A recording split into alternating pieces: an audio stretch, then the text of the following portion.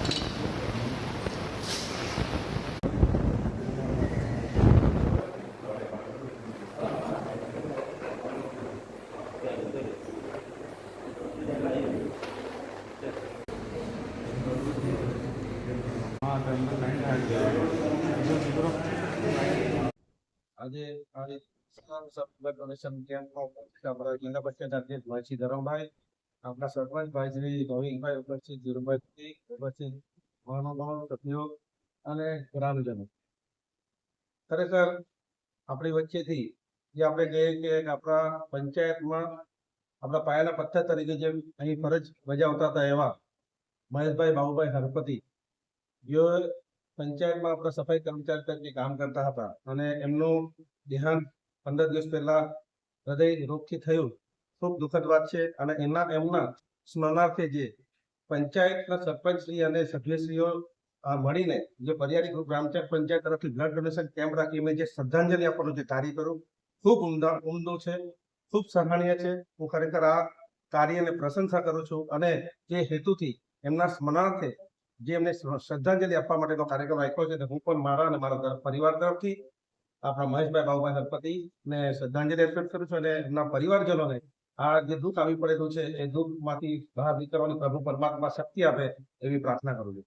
મિત્રો, આજે ખરેખર આ કામને એટલા માટે સરાહના કરવામાં આવે છે કારણ કે આપણા પંચાયતમાં એક સભ્ય, આપણા સાથે કામ કરવાવાળો વ્યક્તિ આપણા પરિવારના સદસ્ય તરીકે આપણે સમજીએ. એક પરિવાર તરીકે આપણે જ્યારે કામ કરતા હોય ને ત્યારે આવું દુઃખદ જ્યારે વાતાવરણ ઊભું થઈ જાય, આપણી વચ્ચેથી કોઈ વિખૂટું થઈ જાય અને એના માટે આપણે કાર્યક્રમ રાખીએ એ ખરેખર ખૂબ સારી વાત છે. આ જ એકતા હંમેશા આપણાને વચ્ચે રહેવું જોઈએ. આજે વિજ્ઞાન કેટલી બધી આપણે ખૂબ મોટી રફતારમાં પ્રગતિ કરી છે, તરક્કી કરી છે, પરંતુ બધું જ આજે આપણે કરી શકીએ છીએ વિજ્ઞાનમાં, પરંતુ બ્લડ આપણે બનાવી શકતા નથી. આ લોહી છે એ ગમે એટલું વિજ્ઞાન આજે આગળ છે પણ લોહી આજે કોઈ પણ બીજી રીતે રસાયણથી વિજ્ઞાન બનાવી શકી નથી. આ ફક્ત મનુષ્યના શરીરમાં ભગવાને આપેલી એક દેન છે અને એટલા માટે એમ કહેવામાં આવે છે કે રક્તદાન એ મહાદાન. આજે જે રીતે આ કાર્યક્રમનું આયોજન કર્યું છે, રક્તદાન કરવાનો એ આપણા માટે એક અવસર છે. એ અવસરમાં જે લોકો રક્ત આપી શકે તમામને હું અપીલ કરું છું કે આમાં સહભાગિતા આપે અને પોતાનું રક્ત આપે. આ રક્ત જરૂરિયાત જે દર્દીઓ છે એને આપણી હોસ્પિટલ દ્વારા આપવામાં આવે છે. એક બીજા વ્યક્તિની જીવન આપણે બચાવી શકીએ એ રીતનો આ કાર્યક્રમ થાય છે. તો આવા કાર્યક્રમમાં બધા ઉપસ્થિત થયા, હું ફરીથી સર્વને ખૂબ ખૂબ અભિનંદન પાઠવું છું, પ્રશંસા કરું છું અને હેલ્થ વિભાગના જે લોકો અહીં આવ્યા છે એમના પણ સ્વાગત અને એમનો પણ આભાર.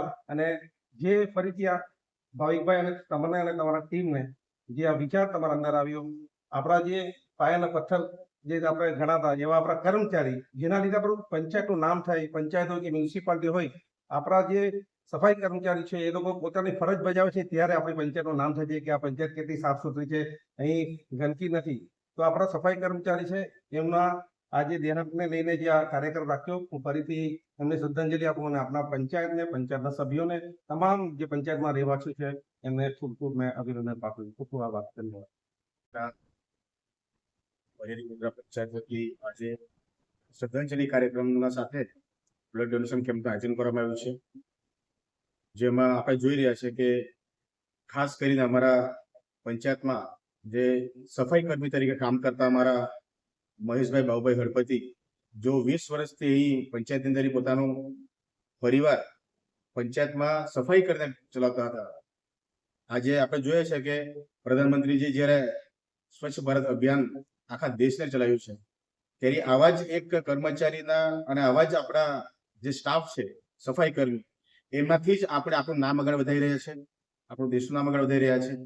તો આજે એવો વિચાર આવ્યો કે આવા સમયમાં જ્યારે કંઈક કોઈ ડોક્ટર હોય, કોઈક નેતા હોય કે કોઈક ઇન્ડસ્ટ્રીયલ હોય, જ્યારે એમનું દેહાંત થાય તો બધા આપણે શ્રદ્ધાંજલિ આપણે આપીએ છીએ. તો શા માટે કેમ નહીં કે આપણા એક કર્મચારી જે આપણું આખું ગામને સફાઈ માટે પોતાનું યોગદાન આપે છે, એમનું શા માટે આપણે સન્માન નહીં કરી શકીએ, એમનું શા માટે શ્રદ્ધાંજલિ નહીં આપી શકીએ.